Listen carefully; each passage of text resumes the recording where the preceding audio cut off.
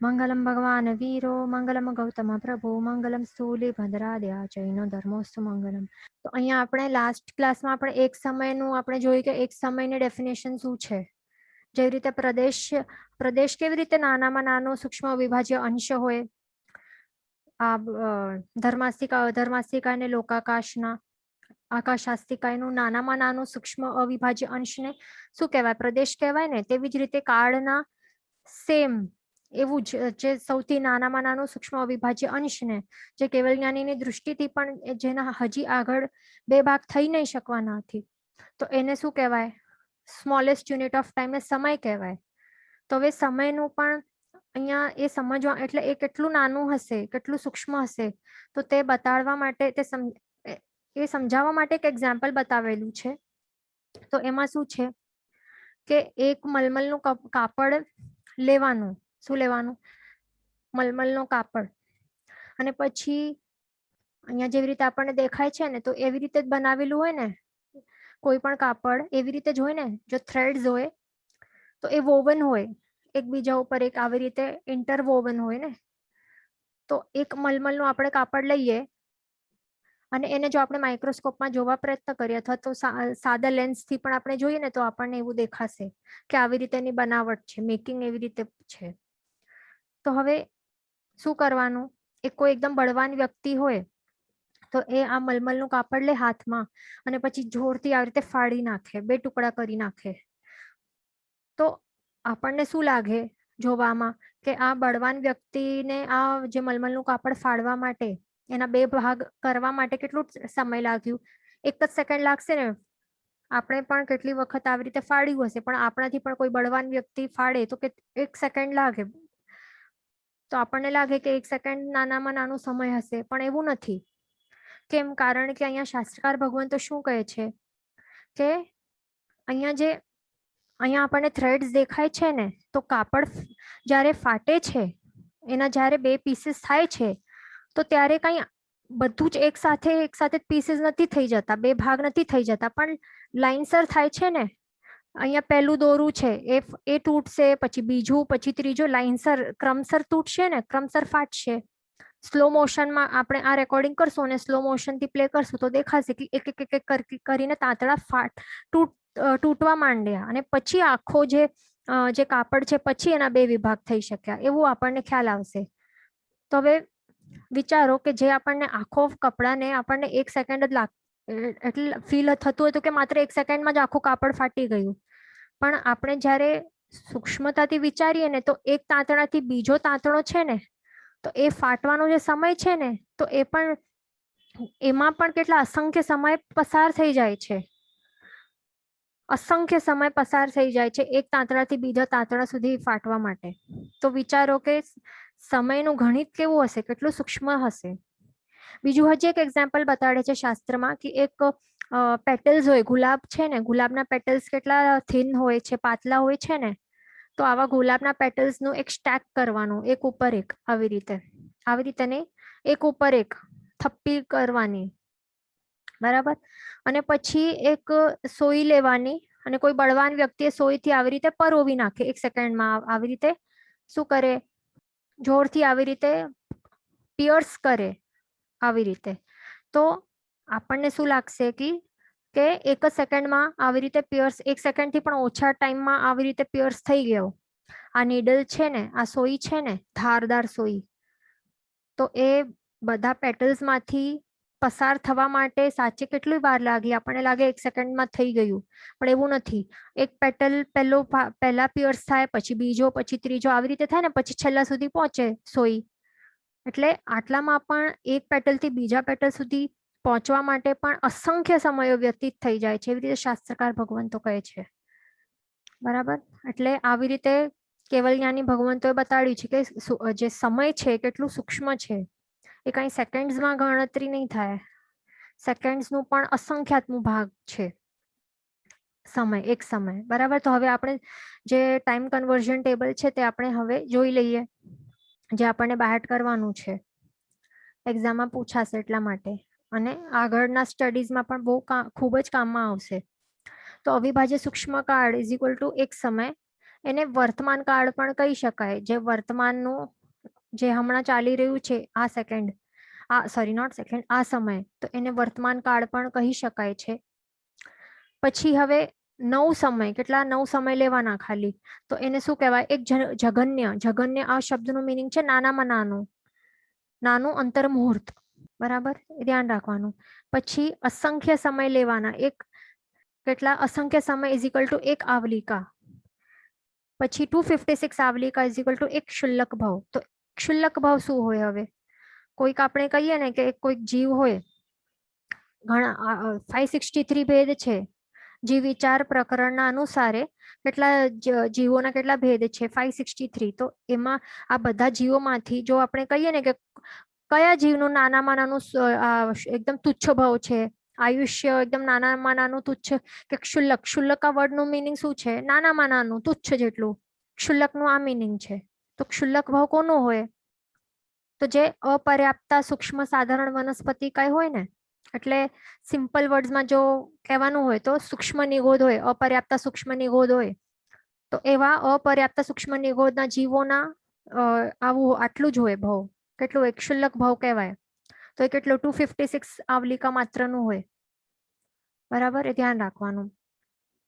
પછી આવા આ જે જીવો છે તો શું કહેવાય છે કે એક શ્વાસોશ્વાસ આપણે લઈએ ને, એક શ્વાસોશ્વાસ જેટલો સમય લઈએ તો એટલા વારમાં આ જે જીવો છે ને, તો એ કેટલા જન્મ મરણ કરી નાખે છે, એટલે કે કેટલા ક્ષુલ્લક ભાવ થઈ જાય છે એમના? તો 17.5 ક્ષુલ્લક ભાવ એ લોકો કરી નાખે છે. એટલે 17 ટાઈમ્સ જન્મ મરણ. એટલે કેવી રીતે? એક વાર જન્મ મરણ, બીજી વાર જન્મ મરણ, 10મી વાર જન્મ મરણ અને 17મી વાર જન્મ મરણ, આવી રીતે. પછી 17.5 છે. સાડા મતલબ શું?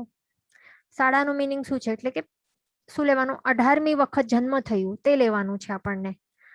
બરાબર, શું લેવાનું છે? 18મી વખતે જન્મ્યો છે. એટલે 17.5 નું મિનિંગ શું? 17 ટાઈમ્સ જન્મ મરણ, જન્મ મરણ, જન્મ મરણ, અને 18મી વખત જન્મ લીધું છે આ જીવે. તો આટલા 17.5 ક્ષુલ્લક ભાવ કર્યા કેટલી વારમાં? એક શ્વાસોશ્વાસમાં. એટલે એક શ્વાસોશ્વાસને પ્રાણ પણ કહી શકાય છે. બરાબર, એટલે આ જીવો છે ને, તો એ વિચારો કે આ જે નિગોદના જીવો, એ પણ કઈ એ નિગોદના જે એટલે સાધારણ વનસ્પતિકાના જે જીવો હોય ને, તો એક શ્વાસોશ્વાસના સમયમાં 17.5 વખત ક્ષુલ્લક ભાવ કરી નાખે છે. એટલે આટલો જન્મ મરણ કરી નાખે છે, એ ધ્યાન રાખવાનું. પછી આટલા 7 શ્વાસોશ્વાસ છે એ લેવાના, ઇઝ ઇક્વલ ટુ કેટલો? એક સ્ટોક થાય. આ બાયટ કરવું પડશે થોડુંક. પછી 7 સ્ટોક ઇઝ ઇક્વલ ટુ 1 લવ. પછી 38.5 લવ ઇઝ ઇક્વલ ટુ 1 ઘડી. એક ઘડી એટલે કેટલું? ત્યાં બ્રેકેટમાં લખી દેવાનું બુકમાં, 24 મિનિટ્સ. અને આપણે શું કહીએ? 2 ઘડીનું આપણો સામયિક કહીએ ને, કે 2 ઘડીમાં પારી નાખવાનું સામયિક આપણું. તો 2 ઘડી એટલે શું? 24 + 24 એટલે 48 મિનિટ્સ. અને કેટલા થયા? 77 લવ થયા. બરાબર, એટલે એક ઘડી અહીંયા કન્ફ્યુઝ નહીં થવાનું કે એક ઘડી ઇઝ ઇક્વલ ટુ 48 મિનિટ નહીં કરવાનું. એક ઘડી એટલે 24 મિનિટ. પછી અહીંયા બીજું એક હજી એક કન્વર્ઝન છે. 77 લવ અથવા 65,536 ક્ષુલ્લક ભાવ ઇઝ ઇક્વલ ટુ એક મુહૂર્ત is equal two 48 minutes is equal two 2 ઘડી. આટલું યાદ રાખવાનું. એક મુહૂર્ત એટલે કેટલું?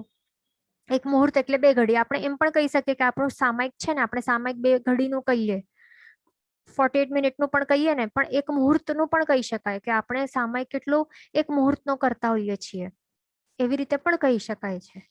અથવા તો કેટલા આપણે એક સામયિક કરીને એમાં કેટલા આ જે જીવો છે ને, એ કેટલા એમના ભાવ થઈ જાય? 65,536 ક્ષુલ્લક ભાવો, જન્મ મરણ આટલા બધા થઈ જાય. વિચારો, આટલા બધા ભાવ એ કરી નાખે. એટલે આપણે જો સામયિક કરવા બેસીએ તો કેટલા, જો કેટલું બધું આપણે આ જે જીવો છે એમની રક્ષા આપણે કેટલું કરી શકીએ છીએ, વિચારવા જેવું છે અહીંયા. બરાબર, પછી આગળ શું છે? એક સમય ન્યૂન 2 ઘડી ઇઝ ઇક્વલ ટુ એક ઉત્કૃષ્ટ અંતર મુહૂર્ત. એટલે મિનિંગ શું છે કે 2 ઘડી, આખી 2 ઘડી નહીં લેવાની, એમાંથી એક સમય ઓછો કરવાનો. ન્યૂન એટલે શું? ઓછો કરવાનું. બરાબર. 2 ઘડીમાંથી એક સમય ઓછું કરીએ તો કેટલું થાય? એક ઉત્કૃષ્ટ અંતર મુહૂર્ત. કારણ કે આખી 2 ઘડી લઈએ તો એક આખો મુહૂર્ત બની જાય ને, આપણે ઉપર જ જોયું. 2 આખી ઘડી ઇઝ ઇક્વલ ટુ 1 મુહૂર્ત. બરાબર. પણ અહીંયા 2 ઘડીમાંથી એક સમય ઓછું કરવાનું છે તો એક ઉત્કૃષ્ટ અંતર મુહૂર્ત બને છે. તો હવે અંતર મુહૂર્તની રેન્જ કેટલું છે? આપણે ઉપર જોયું કે જગન્ય અંતર મુહૂર્ત છે એ કેટલું છે? 9 સમયનું છે. અને ત્યારથી કરીને એક સમયની 2 ઘડી એક ઉત્કૃષ્ટ અંતર મુહૂર્ત છે. તો આપણે માત્ર કહીએ કે એક અંતર મુહૂર્ત તો એ કેટલું થાય? પછી આની વચમાં થાય. આની વચમાંનો સમય એટલે 10 સમય પણ કહી શકાય, 11 સમય કે 100 સમય. બરાબર. કે એટલે એક સમયની 2 ઘડી સુધી જેટલા પણ સમયો થાય એટલા આપણે કહી શકીએ કે આખો અંતર મુહૂર્તનું જ રેન્જ છે, એના વચ્ચેનું. એ ધ્યાન રાખવાનું. બરાબર. પછી આગળ શું છે? તો 30 મુહૂર્ત, 30 મુહૂર્ત ઇઝ ઇક્વલ ટુ 1 અહોરાત્રી. અહોરાત્રી એટલે કે દિવસ પ્લસ રાત્રિ એટલે 24 કલાક. બરાબર. એટલે 30 મુહૂર્ત કેટલા થાય? 24 કલાકના 30 મુહૂર્ત થાય છે. એ ધ્યાન રાખવાનું. પછી 15 અહોરાત્ર એટલે 15 દિવસ પ્લસ 15 રાત્રિઓ ને કેટલું કહેવાય? એક પક્ષ કે પખવાડિયું. એટલે 15 પ્લસ 15 ડેઝ એટલે આપણે કહીએ ને કે પેલા કૃષ્ણ પક્ષ ચાલે, પછી શુક્લ પક્ષ ચાલે, પછી પાછો કૃષ્ણ સુદ વદ ચાલે ને આપણા 15 દિવસના.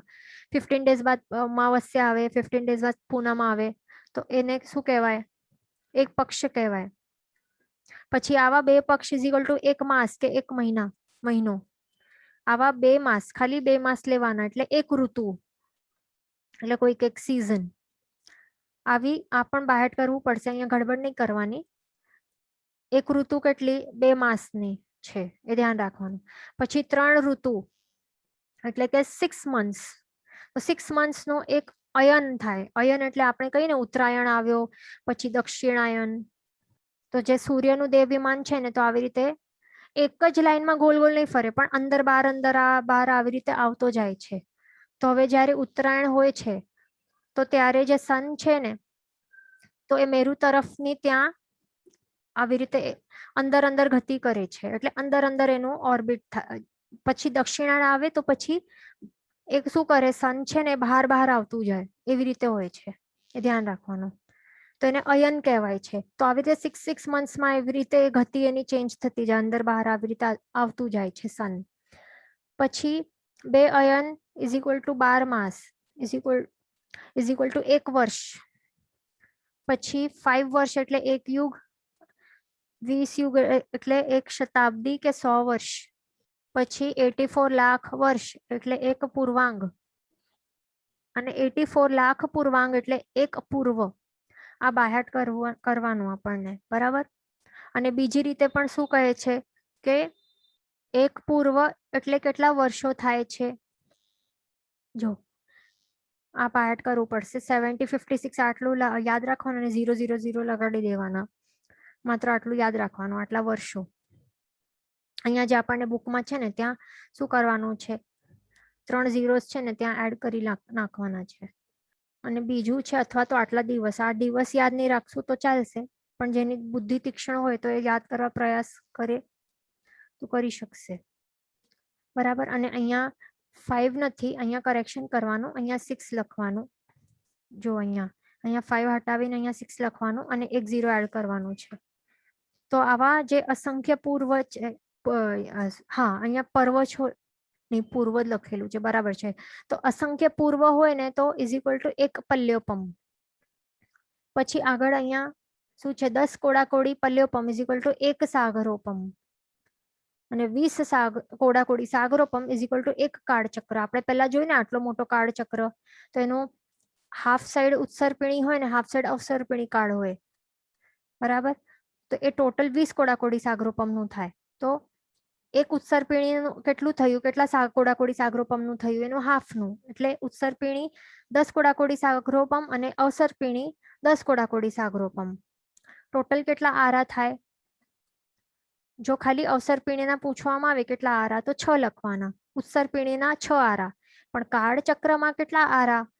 એવું કન્ફ્યુઝ કરીને ક્વેશ્ચન પૂછી શકાય, તો 12 આરા લખવાનું. કેટલા? 12. પછી આવા અનંતકાળ ચક્રો જ્યારે વ્યતીત થઈ જાય તો ત્યારે શું કહેવાય? એક પૂતગલ પરાવર્ત કાળ કહેવાય. અને આપણને સમ્યક્ત્વની પ્રાપ્તિ થાય. સમ્યક્ત્વની પ્રાપ્તિ બાદ આપણે માત્ર સંસારમાં કેટલું ભમવું પડે? મેક્સિમમ જો ભમવું પડે તો કેટલું ભમવું પડે? અર્ધપૂતગલ પરાવર્તન કાળ, એટલે અનંત કાળ ચક્રનો અડધો પણ છે, એટલે મોટું જ છે ને, ટાઈમ પીરિયડ વધારે જ છે એમ જોવા જઈએ. અર્ધપૂતગલ પરાવર્તન કાળ પણ બહુ લાંબુ છે. પણ આટલા અર્ધપૂતગલમાં આવવા માટે પણ ઘણા પ્રયાસો કરવા પડે, ઘણું પુરુષાર્થ કરવું પડે, અને પછી આપણે મોક્ષ તો નિશ્ચિત થઈ જાય એક વખત. બરાબર, એટલે ધ્યાન રાખવાનું. આખો આ ટેબલ બધાને બહાર કરી લેવાનું છે. અહીંયા ક્વેશ્ચન છે કે અપર્યાપ્તા સૂક્ષ્મ નિગોદ is the lowest form of life. તો હા, જે એક તો પર્યાપ્તા હોય અને બીજા અપર્યાપ્તા હોય સૂક્ષ્મ નિગોદ, તો એમાંથી પણ જે અપર્યાપ્તા હોય તો એ એમનું જીવન, એમનું જે આયુષ્ય હોય એ નાનામાં નાનું હોય, તુચ્છ હોય છે, નાનામાં નાનું. એ ધ્યાન રાખવાનું. તો આવી રીતે આપણે આ જોઈ લીધું. હવે અહીંયા પલ્યોપમની બીજી રીતે વ્યાખ્યા પણ બતાડી છે, એટલે પલ્યોપમની નું માપ બતાડ્યું છે. તો આપણે સિમ્પલ આપણે યાદ રાખવું પડશે આપણને કે એક આપણને લાંબો પહોળો અને ઊંચો, એટલે એક કૂવો આપણને કલ્પવાનું છે. કેટલું હોય? 1 યોજનનું. 1 યોજન વિસ્તાર વાળું એક કૂવો આપણને કલ્પવાનું છે. અને પછી એમાં શું ભરવાનું છે? જે યુગલિક હોય ને, તાજા જન્મેલો એક યુગલિક બાળક હોય તો એના મસ્તકના વાળ એકદમ જ સુવાણા હોય, પાતળા હોય, એકદમ જ થિન હોય, સિલ્કી ને થિન હોય એકદમ જ. બરાબર, તો એના બાળ આપણને વાળ લેવાના, અને પછી એ પણ કેટલો જન્મેલો હોવો જોઈએ? 1 થી 7 દિવસનું હોવું જોઈએ. કારણ મોટો થતો જાય તો પછી વાળનું સાઈઝ પણ મોટો થતા જાય, થીક થતા જાય. એટલા માટે જ્યારે તાજો જન્મેલો બાળક હોય તો એના મસ્તકના વાળના ટુકડા લેવાના, અને પછી એમાં આપણને ઠાસીને ભરી દેવાના. એના પણ ટુકડા કરીને, એ પણ જે પ્રોસેસ છે ને, કે અસંખ્ય ટુકડા કરવાના, કે 7 ટાઈમ્સ, સોરી, અસંખ્ય વખત. એટલે એમાં શું કરવાનું છે આપણને? મેન અહીંયા અસંખ્ય ટુકડા આપણને કલ્પવાના છે. એક જ વાળના કેટલા અસંખ્ય ટુકડા કલ્પવાના છે, અને પછી એ આપણને પછી ઠાસીને ભરી દેવાના, જ્યાં સુધી આખો કૂવો ભરાઈ ન જાય ને, આખો 1 યોજનનો કૂવો. અને આટલું ભરવું જોઈએ, આટલો ભરાવવું જોઈએ કે કેટલું ચક્રવર્તીનું જે આખો હોય ને, આખો સૈન્ય હોય ને, તો એ પણ આખો ઉપરથી ચાલ્યો જાય છતાં પણ થોડુંક પણ દબાય નહીં. આટલો ઠાસીને ભરવાનું. અને ચક્રવર્તીનું લશ્કર એટલે કેવું હોય કે એમાં 84 લાખ રથ હોય. તો રથના પણ વજન કેટલા હોય? રથ કઈ હલકા ફુલકા મેટલના ના હોય, ભારી વજનદાર મેટલના હોય. રથને ખેંચનાર પણ જે એનિમલ્સ હોય એ પણ એકદમ પૃષ્ઠ હોય. 84 લાખ હાથી હોય, 84 લાખ ઘોડાઓ હોય, એ પણ હેવી હોય એકદમ બેસ્ટ જાતના. પછી 96 કરોડ શું કહેવાય, પાયદળ, જે આર્મી હોય ને, જે પગે ચાલીને ચાલે એવા પાયદળ.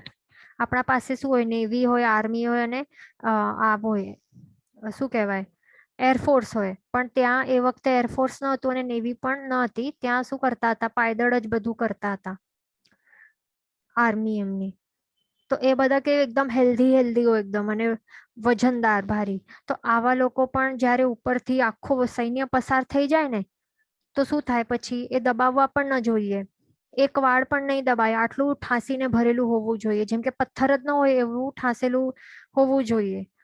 અને પછી શું કરવાનું? 100 વર્ષમાં, એટલે એક વખત 100 વર્ષ પસાર થઈ ગયા પછી એકના જે આપણે એક જ વાળના અસંખ્ય ટુકડા કર્યા હતા ને, તો અસંખ્યાતમો એક ટુકડો એક જ કાઢવાનો બહાર. પછી પાછા 100 યર્સ વીતવા દેવાના. પછી એક અસંખ્યાતમો એક ટુકડો જે હતું ને, તો એ કાઢવાનું. એક કરીને આવી રીતે કાઢતો જવાનું. આખો કૂવો જ્યારે ખાલી થશે ને, તો ત્યારે જઈને એક પલ્યોપમનું આવી રીતે એક પલ્યોપમ જેટલા આટલા વર્ષો લાગશે. એ ધ્યાન રાખવાનું. બરાબર, તો એને એક પલ્યોપમ કહેવાય બીજી રીતે. અને આપણે ટેબલમાં શું જોયું કે અસંખ્ય પૂર્વ ઇઝ ઇક્વલ ટુ 1 પલ્યોપમ, તો એ પણ આપણે યાદ રાખવાનું, બંને સેમ છે, એ ધ્યાન રાખવાનું. હવે આગળ આપણે આ બધું જોઈ લીધું, પલ્યોપમ ને બધા માપ. હવે આપણે આગળ જોઈએ હા, તો હવે આખો જે સંપૂર્ણ વ્યવહાર કાળ એટલે કેટલું થયું? સંપૂર્ણ વ્યવહાર કાળ ભૂતકાળ, ભવિષ્યકાળ અને વર્તમાન કાળ ઇઝ ઇક્વલ ટુ સંપૂર્ણ વ્યવહાર કાળ એ થયું. બરાબર. હવે આપણે જે આપણું કાળચક્ર છે ને, તો એમાં આપણે એ સ્ટાર્ટ કરશું. હવે ઉત્સર્પિણી કાળ, અવસર્પિણી કાળ એ હવે આપણે સ્ટાર્ટ કરશું. તો હવે પહેલા તો આપણે એ જોઈએ, આ પેજ નંબર 34 ઉપર છે, એટલે એક પેજ આગળ ટર્ન કરવાનું છે.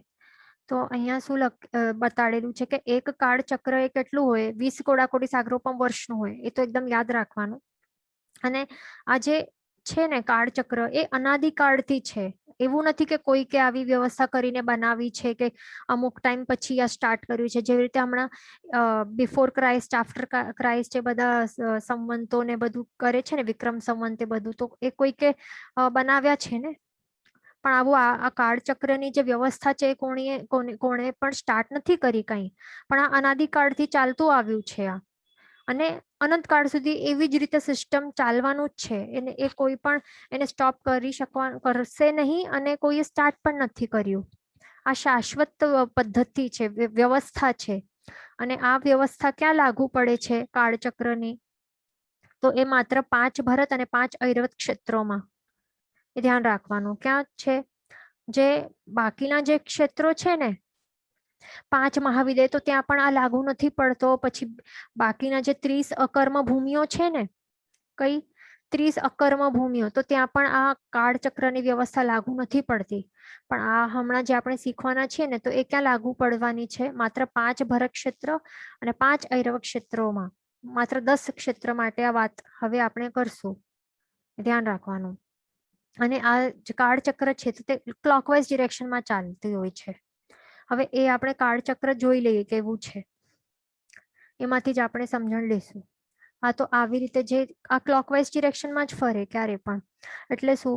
હવે અવસર્પિણી કાળ હમણાં ચાલુ છે ને, પછી ઉત્સર્પિણી આવશે. આ રીતે ગોલ ગોલ ગોલ ગોલ એવી જ રીતે ચાલશે. આગળ પાછળ કઈ ગડબડ ક્યારે થશે નહીં. ક્યારે પણ જેવું છે તેવું ચાલવાનું છે. બરાબર. તો હવે આ કાળ છે, હવે અવસર્પિણી કાળ જે છે ને, તો એ કેટલા 10 કોડાકોડી સાગરોપમનું છે. 10 કોડાકોડી સાગરોપમ વર્ષોનું આ અવસર્પિણી કાળ છે. તો એમાં આપણે સર્પ દેખાય છે ને, એનું મોઢું અહીંયા આગળથી આવું છે, બ્રોડ છે, અને પછી એ નેરો ડાઉન થતું જાય છે ને, એન્ડમાં એની પૂંછડી સુધી આખો નેરો નેરો થાય છે. તો આ શું બતાડે છે? શું આપણને ડિપિક્ટ કરે છે? કે આ ઉતરતો કાળ છે. એટલે પહેલા બહુ સરસ હતું. શું સરસ હતું? બધા જે પૂતગલો હતા ને, તો પૂતગલોના વર્ણ, ગંધ, રસ, સ્પર્શ બધા શુભ હતા, અત્યંત શુભ હતા પહેલા આરામાં. પછી એ ધીરે ધીરે ઘટતા ગયા, પ્રતિ સમય એ ઘટતા ગયા. એની જે ક્વોલિટી હતી તો તે હીન થતી ગઈ, હીન થતી જશે. હમણાં 5મો આરો ચાલુ છે. હમણાં ઘણી જે પણ પૂતગલો છે એના વર્ણ, ગંધ, રસ, સ્પર્શ હમણાં તો ઘણા જ અશુભ બની ગયા છે. હજી પણ અશુભ બનતા જશે. અને 6ઠ્ઠા આરામાં તો અત્યંત અશુભ હશે બધું. બીજું જે શરીર આપણા જે મનુષ્ય હોય, તિર્યંચો હોય, એ બધા જીવોના શરીરના બળ પણ એ હ્રાસ પામશે, ઘટતા જશે બળ. પછી સંઘર્ણ છે, તો હમણાં એટલે એ સંઘર્ણ પણ પછી નબળા બનતા જશે. શરીરના સંસ્થાન પણ એ પણ સારા નહીં મળશે, શુભ નહીં મળશે. કેમ? કારણ કે જેવી રીતે જે કાળ છે ને એ વ્યતીત થતો જશે ને, જેમ કે 5મો આરો આવશે, 6ઠ્ઠો આરો આવશે, તો તે કેવા છે આરા? ત્યાં વધારે કરીને જે પાપી જીવો હોય ને, તો તેઓ જન્મતા હોય છે. તો એમના અનુરૂપે જ મળશે ને, એમના પાપ કર્મોના ઉદયના પ્રમાણે જ એમના સંસ્થાનો એમને પ્રાપ્ત થશે, અશુભ સંસ્થાનો પ્રાપ્ત થશે. એટલે ધ્યાન રાખવાનું. પછી બુદ્ધિ, ધન, આયુષ્ય, શરીરની ઊંચાઈ બધું ઘટતું જશે. બીજું જે ધરતીના જે રસકસ છે ને, તો એ પણ ઘટતા જશે. એટલે પહેલાના સમયમાં જે સારા વેજીટેબલ્સ, ફ્રૂટ્સ મળતા હતા ને, નેચરલી સ્વીટ, તો એ સ્વીટનેસ ઓટોમેટિકલી ઘટતી જશે. એટલા માટે બધાને હમણાં પછી શું કરવું પડે છે? ઇન્જેક્શન લગાડવા પડે છે ને ફ્રૂટ્સમાં. એને આર્ટિફિશિયલ સ્વીટનર આવી રીતે એના ઇન્જેક્શન્સ નાખે ને આર્ટિફિશિયલી સ્વીટ કરવા માટે, સો દેટ તેઓ વેચી શકે. નહીં તો પબ્લિક પછી લે નહીં. અને જે સારા જે સારા સારા જે ગ્રો થાય છે તો તેઓ એટલે એ ઓછા પ્રમાણમાં થાય છે હમણાં, પછી તેઓ બધા એક્સપોર્ટ કરી નાખે છે. અને પછી જે જેમાં ન્યુટ્રિયન્ટ્સ વધારે નથી, જે સારો ફળ નથી, સારા વેજીટેબલ્સ નથી, તો એ બધું વાપરીને પબ્લિકનું પણ પછી શું થાય, એના અનુરૂપે જ જેવા પૂતગલો વાપરશે તો એવા જ પૂતગલો પછી એ શરીર બનાવશે ને, એટલે શરીરનું ઓટોમેટિકલી બધું હીન થતું જશે. શરીરની જો બળ છે ને તો એ બધું હીન થતું જશે, રોગો વધતા જશે, જે ઔષધિઓ હશે તો એ પણ કામમાં આવશે નહીં. બરાબર, એવું બધું થતું જશે, હજી વધારે થતું જશે, એ ધ્યાન રાખવાનું. અહીંયા ક્વેશ્ચન છે કે અભવી સંપૂર્ણ વ્યવહાર કાળ સુધી રહે ના. હા, તેઓ અનંતકાળ સુધી રહેવાના છે. એટલે જન્મ મરણ એક વખત તેઓ નીકળીને આવશે ને અવ્યવહારમાંથી, અવ્યવહાર રાશિની નિગોદ સૂક્ષ્મ નિગોદમાંથી નીકળશે, અભવી જીવો વ્યવહાર રાશિમાં આવશે, પછી ચારે ગતિના ચક્કરો એમના અનંતકાળ સુધી ચાલતા જશે. ક્યારે પણ એ સ્ટોપ થવાનું નથી એમના માટે, એ ધ્યાન રાખવાનું. અને અહીંયા ક્વેશ્ચન છે કે but this injections are not good ના. હા, તો એ સારા ન હોય. એ લોકો આર્ટિફિશિયલી આવી રીતે સ્વીટ કરતા હોય, આવા ઇન્જેક્શન્સ તેઓ ફ્રૂટ્સમાં નાખતા હોય તો એ સારા જ નહીં હોય. પછી તો આવી રીતે શું થશે, તો અવસર્પિણી કાળનું જ્યારે એવી રીતે પહેલો, બીજો, ત્રીજો, ચોથો વારો અને પાંચમો, છઠ્ઠા સુધી આવતા આવતા શું થશે, બધું હીન થતું જશે, હીનમાં હીન બધું થતું જશે, બધું ઘટતું જશે. પછી શું થશે, ઉત્સર્પિણી કાળ આરંભ થશે.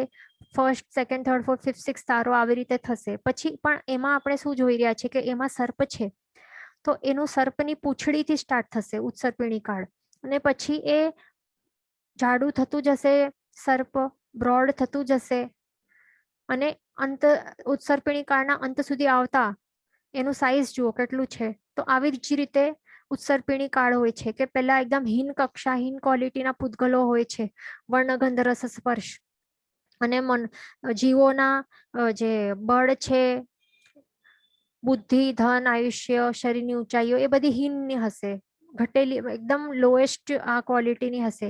પછી ધીરે ધીરે પ્રતિ સમય એ શુભ થતા જશે, વધતા જશે, સારા થતા જશે, અને આ છઠ્ઠા આરા સુધી આવતા હાઈટ પણ એકદમ મેક્સિમમ હશે, આયુષ્ય પણ મેક્સિમમ હશે, બહુ બધું મોટું મોટું હશે અહીંયા, એ ધ્યાન રાખવાનું.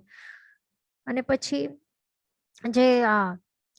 જે બુદ્ધિ છે, ધન છે, બળ છે, પણ બધું વધતું જશે. જે ધરતી છે એના રસકસ પણ વધતા જશે. તો આવી રીતે પ્રતિ સમય એ ચેન્જીસ થતા જશે, પ્રતિ સમય. હમણાં પણ જેવી રીતે હમણાં પણ આપણે બોલી રહ્યા છે ત્યારે પણ શું થાય છે, હમણાં આ સમયોમાં પણ જેવી રીતે સમય વ્યતીત થતો જાય છે તો તેવી રીતે બધું ઘટવા માંડે છે, ઘટવા લાગે અહીંયા, એટલે ઘટાડો થતો જાય છે હમણાં પણ. એક એક સમય જેવી રીતે વ્યતીત થતો જાય છે બધું ઘટાડો, એમાં બધા પૂતગલોના જે ક્વોલિટી છે એમાં ઘટાડો થતો જ જાય છે, ધ્યાન રાખવાનું. તો આવી રીતે ટોટલ કેટલા છે, જે વિભાગો દેખાય છે ને આપણને, 6+6 વિભાગો છે. 6 વિભાગ ને આરા કહેવાય છે. અવસર્પિણી કાળના 6 વિભાગને 6 આરા કહેવાય. તેવી જ રીતે ઉત્સર્પિણી કાળના 6 વિભાગોને 6 આરા કહેવાય. એટલે કાળચક્રના ટોટલ આરાઓ છે 12 આરાઓ છે, એ ધ્યાન રાખવાનું. તો આવી રીતે આપણે આખો જોઈ લીધું કે કેવી રીતે હોય છે આ રચના, આ કાળચક્રની 10 ભરત ક્ષેત્ર અને 10 ઐરવ ક્ષેત્રમાં કેવી રીતે એની રચના હોય, કેવી વ્યવસ્થા હોય છે. હવે આપણે એક એક કરીને એક એક આરો જોશું. હવે પહેલા જે અવસર્પિણી કાળ છે ને, હમણાં જે આપણું ચાલુ છે અવસર્પિણી કાળ, ઉતરતો કાળ, તો આપણે પહેલા આરાથી સ્ટાર્ટ કરશું. તો પહેલા આરાને શું કહેવાય છે, એનું નામ છે સુષમ.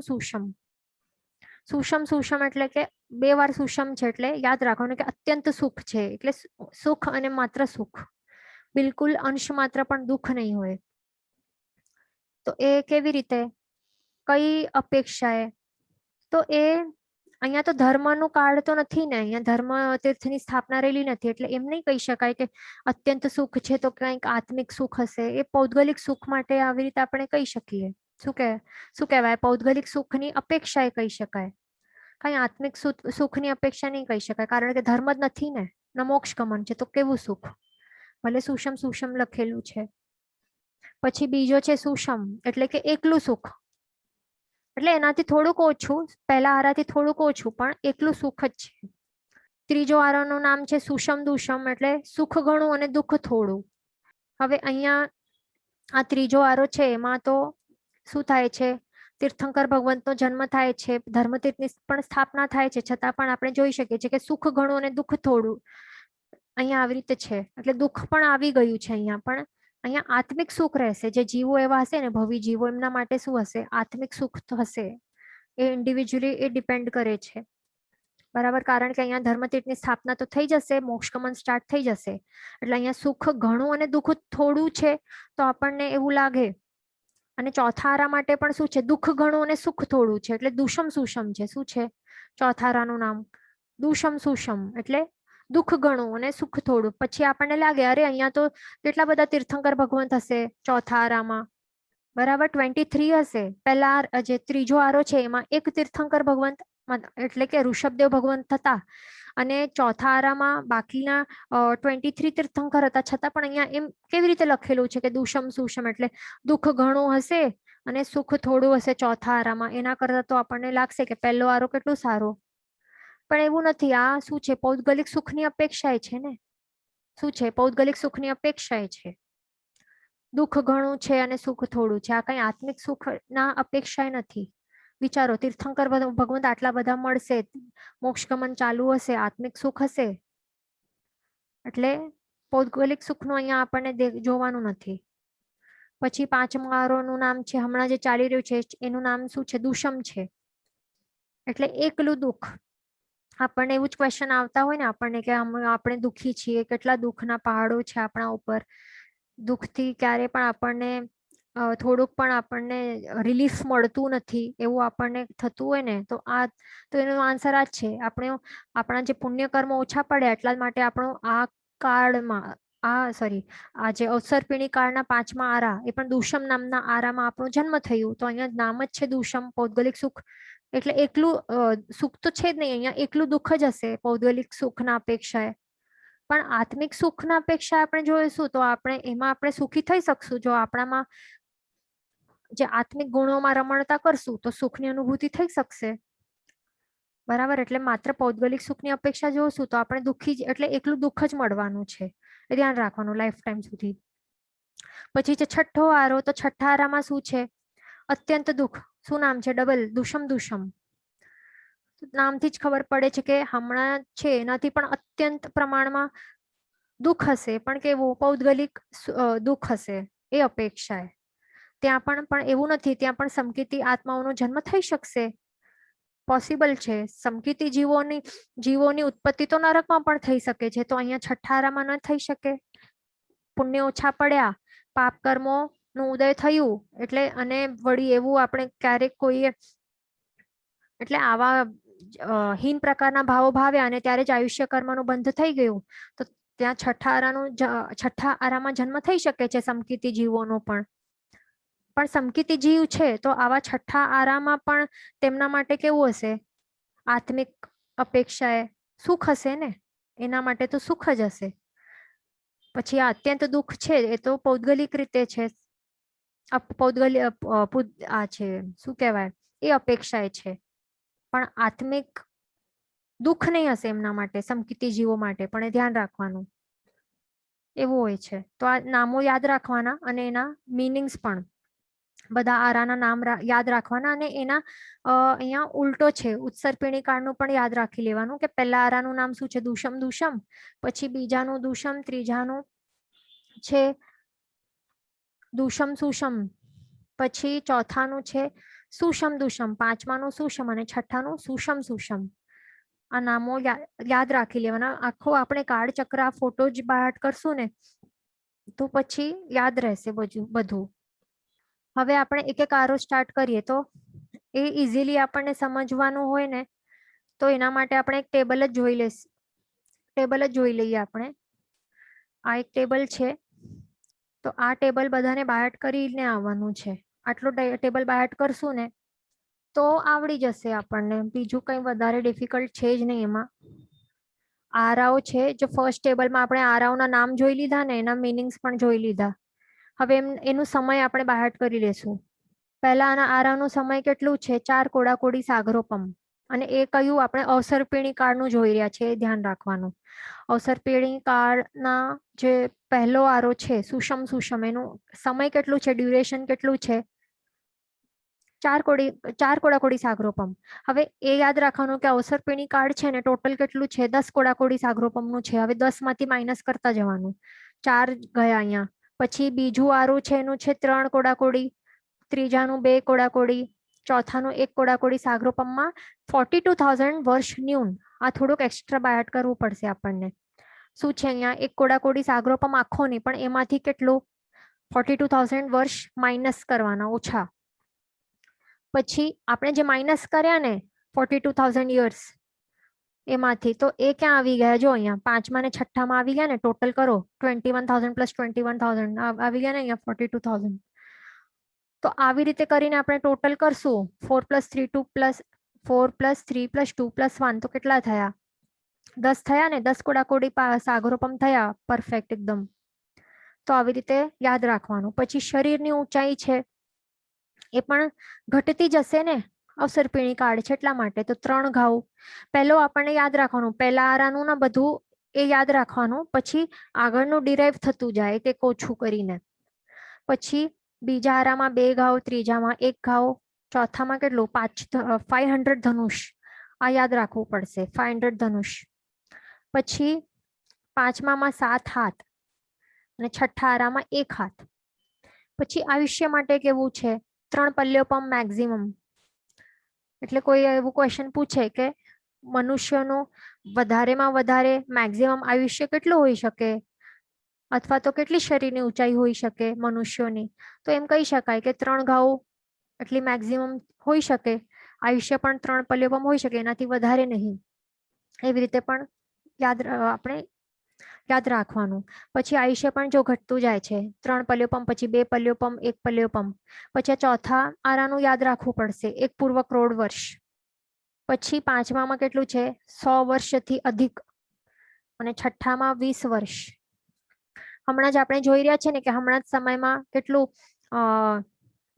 50 60 70 યર્સ ઓલ્ડ થાય મનુષ્ય, અને પછી એ ત્યારે જે મૃત્યુ પામી જતા હોય છે ને, એટલે હમણાંથી જ એ ઘટતું જાય છે. ઘટી ઘટીને પછી શું થઈ જશે? 5મા આરાના અંતમાં 20 વર્ષ જેટલું થઈ જશે. અને આ 20 વર્ષ પણ એના માટે આ શું છે? મેક્સિમમ છે. આ બધું શું છે? એનાથી ઓછા થશે. જેવી રીતે છઠ્ઠો આરો પણ વ્યતીત થશે ને, છઠ્ઠો આરાનો અંત આવશે તો 20 વર્ષથી પણ ઓછું થઈ જશે, બહુ ઘણું ઓછું થઈ જશે. બરાબર. જેમ કે હમણાં આપણે 5મા આરામાં જોયું ને કે શું લખેલું છે અહીંયા? 100 વર્ષથી અધિક. પણ હમણાં તો નથી ને કોઈ 100 વર્ષથી અધિક. આ કઈ નોર્મલ નથી. હમણાં શું ચાલી રહ્યું છે? એજ બધાનું એવરેજ 60 65 હશે, 70 હશે. એટલે ઘટી ગયું છે ને, 100 થી અધિક તો નથી ને. તો એવી જ રીતે અહીંયા 70 થી પણ બધું ઘટતું જ હશે ને. તો એવી જ રીતે છઠ્ઠા આરા માટે પણ એ જ સમજવાનું, અને બીજા આરાઓ માટે પણ એ જ સમજવાનું કે બધાનું, જેમ કે પહેલો આરો છે તો ત્યાં 3 પલ્યોપમ લખેલું છે, તો બધાનું 3 પલ્યોપમ જ નહીં હોય. એ સ્ટાર્ટિંગમાં હોય એકદમ, પછી ઘટતું જશે. પહેલા આરાના અંતમાં જ પછી 2 પલ્યોપમ સુધી આવી જશે. એટલે એવું ઘટતું જ જાય બધું. આ બધા માટે રૂલ નથી, આ મેક્સિમમ બતાડેલું છે. એ ધ્યાન રાખવાનું. શું છે? મેક્સિમમ છે. બરાબર. અહીંયા ક્વેશ્ચન છે કે in picture 6th Arrah height is mentioned as 2 હાથ ઇન્સ્ટેડ ઓફ 1 હાથ. હા, તો જે કાળચક્રનું ઘોલાનું છે ને આ ફોટો, તો એમાં એ હશે, પણ પેજ નંબર આપણું છે ને બુકનો 47 નંબર, તો એમાં શું છે? 1 હાથ બતાડેલું છે છઠ્ઠા આરા વાળાનું. તો આપણને શું કરવાનું? 1 હાથ લખવાનું. એ ધ્યાન રાખવાનું. આજે શું છે, કંઈક મને થોડું કામ આવી ગયું છે, એટલે આપણે હમણાં ક્લાસ આ કરશું, માંગલિક કરશું, પછી નેક્સ્ટ વીક આપણે કન્ટિન્યુ કરશું. આટલો કાળચક્રનું ટેબલ બધાને બાયટ કરી આવવાનું છે. આપણે આ કન્ટિન્યુ કરશું. જીન વચન વિરુદ્ધ બોલાયું હોય તો મિચ્છામિ દુક્કડમ. સર્વમંગલ માંગલ્યમ સર્વકલ્યાણ કારણમ પ્રધાનમ સર્વધર્માણમ જૈનમ જેતિ શાસનમ. પ્રણામ.